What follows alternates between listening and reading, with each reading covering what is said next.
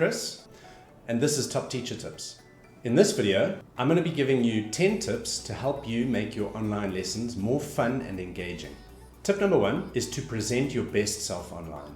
So there are 3 aspects to that. Firstly, make sure that you've got the right equipment. You need a good quality camera that's going to present a good image and great audio equipment so that your students can hear you clearly. Secondly, you want to have an environment that's not going to distract you or pull you away. And finally, how you present in terms of your dress and appearance.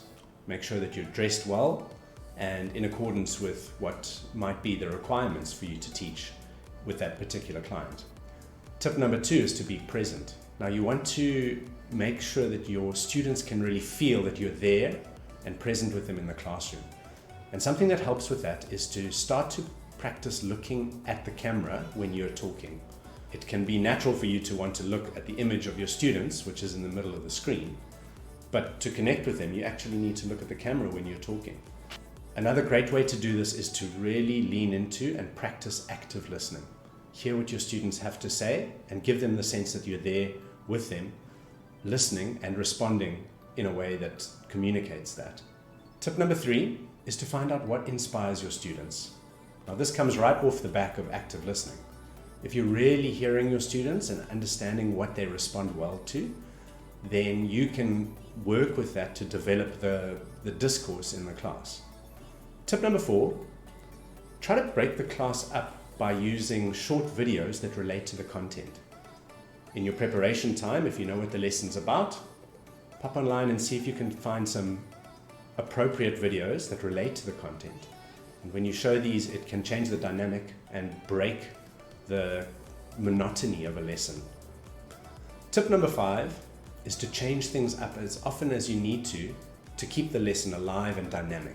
Similar to what we spoke about around using short videos, you can also do things like use props in the classroom or short songs or quick games or different dynamic activities that change up the focus and bring the students back to be present and with you and engaged. Tip number 6 is regular feedback. So you want to provide your students with feedback on how they're doing at any opportunity that you have. Once you've asked them to demonstrate some understanding, take the opportunity to tell them what they're doing right and where they can improve. Tip number 7 is to go bigger on the small screen. So you actually want to slightly exaggerate what you're doing in terms of your mannerisms, your tone of voice, and your body language. Doing this makes your excitement more palpable to the students and brings them in and focuses their attention and engagement. Tip number 8, get your students to do the talking. We want to be facilitators in the classroom, so a lot of what we are doing is setting up instructions for students to demonstrate their understanding. And the more they're doing that, the more they're actually engaged in the class and actively participating. Tip number 9 is role play. So you want to create as many scenarios as you can for the students to practice what it is that you are teaching. It's incredibly engaging to bring the students into this kind of environment and they get to actually practice what it is that they're learning. And finally, tip number 10 is some think on your feet challenges. So these are short, quick challenges that can change up the dynamic and bring the focus back into the classroom.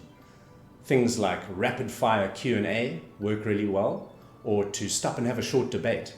So there are many different ways that you can create a more engaging online classroom environment. And in fact, I'd love to hear from you. So pop into the comments and tell us some things, some strategies that you've used to create a more engaging online class. And if you want to learn more about these tips, we'll provide the link in the description to a great blog article that we've got that dives a little bit deeper into some of these tips. In our next video, we're going to look at ways to keep your students motivated in virtual lessons. So stay tuned for more.